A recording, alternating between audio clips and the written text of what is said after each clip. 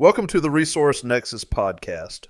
A UNC fan recently asked the question on a message board, what would you experts have done differently with UNC's roster? Now, I'm no expert, but I do have some ideas, and today we're going to break them down. You can check out the full article and stats at theresourcenexus.com. Let's get into it. UNC basketball reportedly spent $14 million building this year's roster. On the surface, that sounds like a team built to dominate. Nationally, many agree it feels like an overpay. In my model, I've got them ranked 26th, far from the top 3 or top 4 value you'd expect from one of the 5 highest reported payrolls in the country. So, where did UNC go wrong? Let's break it down player by player. Point guard, the first miss. If you're dropping $14 million, you should be targeting elite names. And at a place like UNC, you should have a realistic shot at them. Players like Jacoby Gillespie or Donovan Dent were out there. Instead, UNC ended up with Kyan Evans. Now, the issue isn't that Evans is a bad player. He's fine in a certain role. The problem is the price tag. For the same reported $2 million, Kansas State landed P.J. Haggerty, who I'd much rather have in the role Evans is expected to fill at UNC. Even if you miss on Haggerty, there were cheaper and equally effective options. Will Johnston from Richmond was the same caliber as Evans in my model, but likely signed for pennies on the dollar. Kamari Peterson from East Tennessee State, another comparable fallback option, and one playing in UNC's backyard they could have gotten on earlier. The point guard transfer market was weak overall on star power, but this still looks like one of the bigger, overpay, miscast roles of the offseason. Players that make sense. Not every signing for UNC was a mistake, though.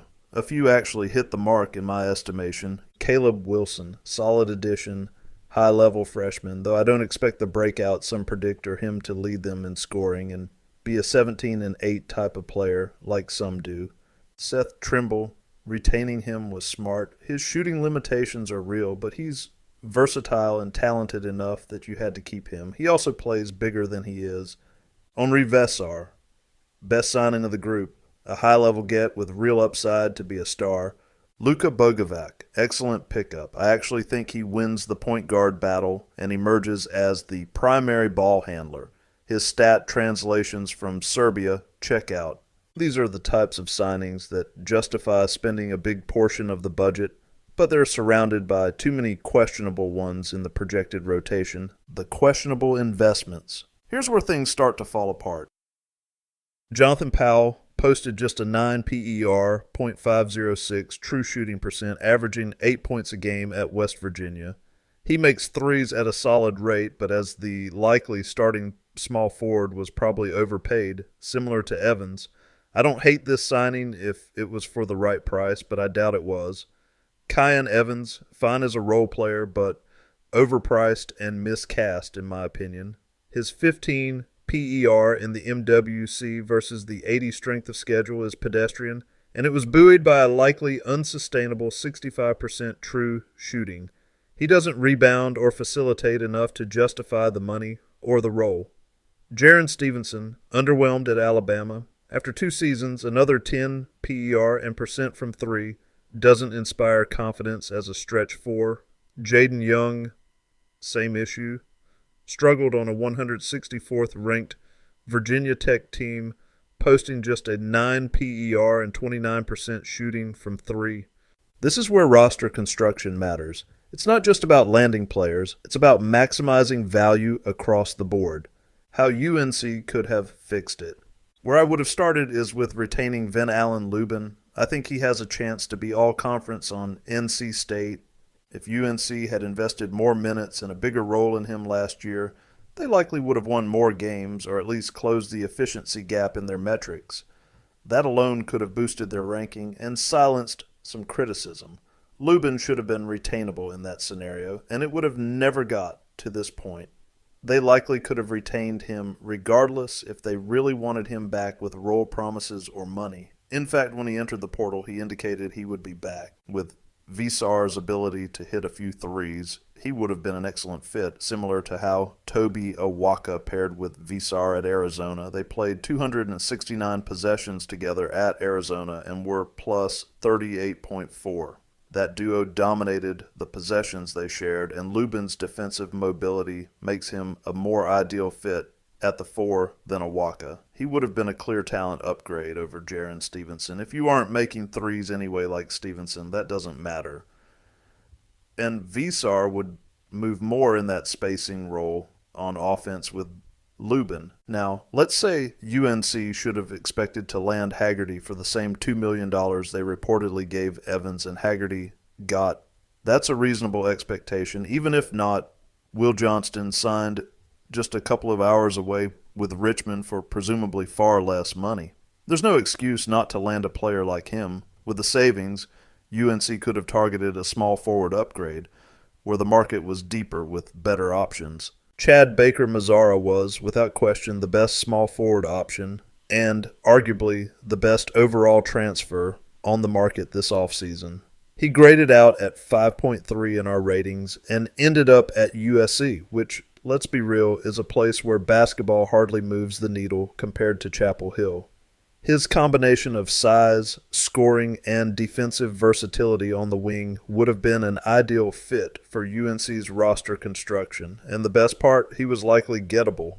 Just to twist the knife a little, UNC could have taken those savings and gone after Darian Williams from NC State instead of Powell. Williams was one of the best overall transfers available and a potential first-option scorer.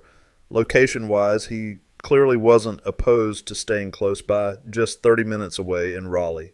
UNC had the money, the role, and the prestige to pull him away from their rival. Now, Williams has played nearly exclusively at power forward in his career, but so did Powell. So on paper, it's a basically fair swap. Here's the thing. Williams rates highly for passing and ball handling in pick-and-roll situations and catch-and-shoot opportunities. He likely deserves a shot at small forward, which could be the carrot to get him to Chapel Hill in this hypothetical scenario, and situationally, he could slide to power forward, giving UNC more versatility, outside shooting, and playmaking, but areas where he's clearly dynamic. Another underrated option, Jason Edwards. He's on the smaller side at 6 feet 0 inches and doesn't provide a ton of passing or creation for others. But alongside a 6 foot 5 inch guard like Luka Bogovac, he could work well for cross-matching on defense. Remember, this is a team that started R.J. Davis at shooting guard, so it's not crazy. Edwards is a talented player, rating 4.7 in our model. And if you're going to spend the money, it might as well be on talent this strong, even if the fit isn't perfect. Ideally, Silas DeMary would have been a target, but realistically, I don't see UNC beating out another blue blood program for him. Providence, USC, or NC State, on the other hand, are teams UNC should have a shot at if they show genuine interest and throw in a little pocket of cash.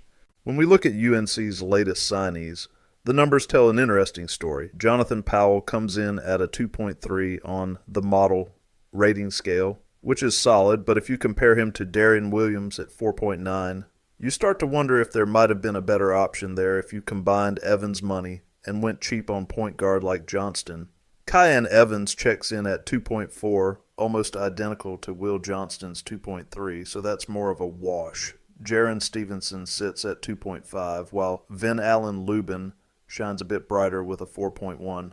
Clearly one of the higher upside guys in the group and the biggest difference. Jaden Young comes in is at 1.5, and Jamel Jones rounds things out at 2.8. In a slightly different comparison, you could swap Powell for Scotty Middleton at 2.2 or Evans for PJ Haggerty at 4.2 and save some money, even or to lock in Lubin. The takeaway? UNC's roster additions are a mix of safe bets and some lower-rated flyers, but a few of these alternative options might have tilted the scale a bit more in their favor. Alternative role player options. If UNC had gone after PJ Haggerty instead of Evans for the same reported $2 million, they could have upgraded that spot immediately. With that budget freed and with whatever Powell got paid, UNC could have targeted a small forward Jalen Celestine going to Cincinnati. Again, a program that should be beatable. If those options were too high profile or unwilling, UNC could likely have wrestled Scotty Middleton away from Tulane. In our model, he's rated 2.2, virtually equal to Powell's 2.4, and probably came at a discount. Even with Haggerty or very likely Darian Williams commanding a bit more, a $14 million budget should have been enough ammo to get Williams and assemble a roster with this mix of high impact and supporting players, maximizing value while staying realistic for a program of UNC's stature. Haggerty came at a very good reported value for Kansas State. The realistic lineup I would have tried to build. If UNC had allocated their $14 million more efficiently, this is the starting five and rotation I believe they could have realistically landed. Starting five, center, Henri Vesar, 4.5. Power forward, Van Allen Lubin, 4.1. Small forward, Darian Williams, 4.9. Shooting guard, Seth Trimble, 4.0. Point guard, Luka Bogovac, 3.3. Key rotation pieces, post sub, Caleb Wilson, wing sub, Jamel Jones, 2.8. Combo guard, Will Johnston, 2.3. Alternative with Haggerty and Middleton. Starting five and center, Henri Vesar, 4.5. Power forward, Van Allen Lubin, 4.1. Seth Trimble, 4.0. Shooting guard, Luka Bogovac, 3.3. Point guard, PJ Haggerty, 4.2. Key rotation pieces, post sub, Caleb Wilson. Wing sub, Jamel Jones, 2.8. Small forward, Scotty Middleton, 2.2. In this lineup, Haggerty and Bogovac are interchangeable. Trimble plays back at where he spent lots of time last year and rebounded well, but now with more size at the guard potions to help than R.J. Davis or Elliot Cadeau last year. This version of the roster has a little bit of everything. Positional flexibility, Williams could slide into small ball lineups as a stretch four, making the team more dynamic. Scoring punch, Jamel Jones is a proven bucket getter, deployable situationally, or even as a guard who can soak up usage when UNC needs offense. Last year he ranked 4th in the nation in points per possession, and he did it on a solid 56% true shooting. What's really impressive is he accomplished that on a team with almost no spacing, ranked 364th in three-point offense. He can score in bunches and deliver a bucket exactly when you need it. He's heading to New Mexico State, and honestly, he's easily one of the most underrated players in this cycle. For a UNC team that doesn't have a clear leading scorer, he fits a real need, and it wouldn't shock me if he emerges as a key player. Stability at point guard. Johnston grades out as very comparable to Evans in my model, but in a role that fits better. Even if forced to start, he wouldn't be much of a downgrade, if any. Upside development. Caleb Wilson could be worked into the rotation without heavy expectations, giving him time to grow. Balanced burden. Less responsibility would fall on Trimble's shoulders, allowing him to play to his strengths instead of being forced into doing too much. Overall, this group blends floor spacing, defensive versatility, scoring options, and depth, all while staying within a realistic $14 million build. In my model, this roster grades out at 3.8 overall, comfortably a top 5 team, which is far more befitting of the budget UNC actually spent. So let's wrap this up. I'm not an expert, but if it were me, I'd have spread UNC's $14 million much differently. With the budget they reportedly had and the caliber of realistic players available to a program like UNC or what should be, the roster could have been built into a top 5 team in my model. The version with Williams rates out as a team 3.8, which comfortably would have been. Instead, it feels like they missed out on better value for the price paid. All right, that's a wrap for today. Thanks for tuning in. Hope you got some good insights. If you enjoyed the episode, be sure to like, subscribe, and share it with anyone who'd find it useful. And don't forget to check out the resourcenexus.com for more in-depth analysis. Until next time, check you later. Shake your leg.